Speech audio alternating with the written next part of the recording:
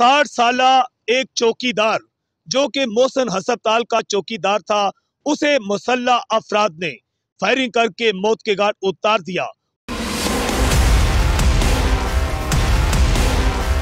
जो मकतूल है उसकी मोटरसाइकिल भी मौका से गायब होगी। नामालूम अफराद वो मोटरसाइकिल भी साथ ले गए। अल हिजाज न्यूज से मैं हूं आकाश नियाजी। गुजरात के इलाका कमर सियालवी रोड पर 60 साला एक चौकीदार जो कि मोहसिन हस्पताल का चौकीदार था, उसे मुसल्लह अफराद ने फायरिंग करके मौत के घाट उतार दिया। और मुसल्लह अफराद जो ही ये वाकया करके वहां से फरार हुए तो जो मकतूल है उसकी मोटरसाइकिल भी मौका से गायब होगी। नामालूम अफराद वो मोटरसाइकिल भी साथ ले गए।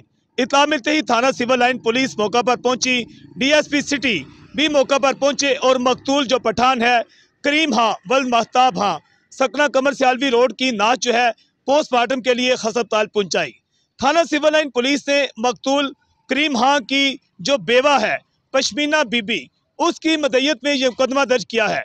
बताया गया है कि पश्मीना बीबी जो है वो भी इसी अस्पताल में काम करती थी। डॉक्टर फाहरस जो मसूद है उसके पास वो काम करती थी। उसने जो मुकदमा दर्ज करवाया है ये नामालूम मुल्ज़मान के खिलाफ मुकदमा दर्ज करवाया गया है।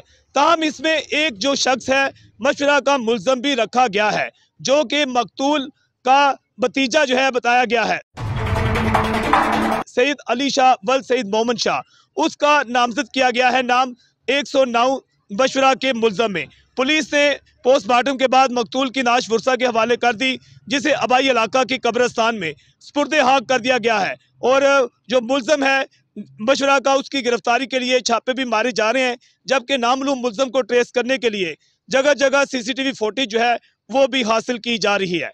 अल हिजाज न्यूज़ से मैं हूँ आकाश नियाजी।